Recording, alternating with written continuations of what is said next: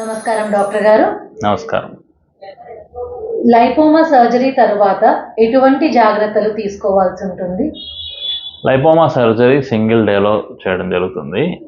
Local anaesthesia అంటే ప్రతి lipoma దగ్గర ఒక చిన్న ఇంజెక్షన్ ఇస్తాము లోకల్. ఆ ఇంజెక్షన్ తర్వాత ఆ ఏరియా మొద్దు బారుతుంది. Then as I said will do puncture, చిన్న ఇన్సిషన్ 0.5 to 1 centimeter ఇన్సిషన్ ఇచ్చి లైపోమా తీయడం జరుగుతుంది. దాని తర్వాత ఒక స్టిచ్ వస్తుంది అక్కడ. 2 days ఇంటి పట్టున ఉండాల్సి వస్తుంది. బెడ్ రెస్ట్ అని నేను చెప్పను, ఇంటి పట్టున ఉండాల్సి వస్తుంది. తర్వాత you can go back to your office or your work. Physical activity అంటే బరువులు లేపడం ఇలాంటివి ఒక 2 weeks వరకు అవాయిడ్ చేయాలి.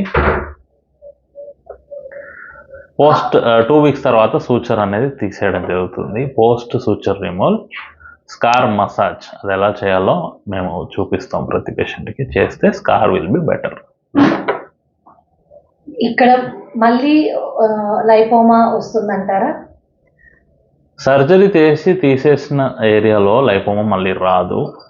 మీకు ఆల్రెడీ ఉన్న చిన్న చిన్న లైపోమాస్ స్లోగా అంటే దాని పాత్వేలో 7 to 8 yearsలో పెద్దగా అవుతాయి. ఇలా కాకుండా చేయడానికి మందులేం లేవు. Lipoma is a genetic condition. కొందరికి ఇలా చాలా లైపోమాస్ ఉంటాయి కదా డాక్టర్ గారు, మరి అలా ఉన్నప్పుడు అన్నీ ఒకటే రోజులో అయిపోతాయా సర్జరీ? నేను మీకు చెప్పినట్టు లైపోమా అనేది లోకల్ అనస్థీషియాలో తీస్తాము. మీడియం స్మాల్ సైజ్ ఉన్న లైపోమాస్ లోకల్ అనస్థీషియాకు ఒక లిమిట్ ఉంటుంది. పర్ డే ఇంత లోకల్ అనస్థీషియా మందు బాడీ వెయిట్ అనుసరించి ఇవ్వడం జరుగుతుంది. So usually on an average మేము రెగ్యులర్గా తీసే వాళ్ళకి మ్యాక్సిమం 20 లైపోమాస్ తీయగలుగుతాం ఒక్క సెషన్లో. తర్వాత ఒక 3-4 weeks తర్వాత ఇంకో సెషన్ చేసుకోవచ్చు. లేదు మాకు చాలా పెద్ద లైపోమాస్ ఉన్నాయి, యూజువల్గా తొడల మీద చూస్తాము పెద్ద లైపోమాస్ ఉంటాయి, అలా ఉన్నాయి, దాని సైజు మోర్ దెన్ 10 centimeters ఉంది అనుకున్నప్పుడు will go for liposuction of that lipoma.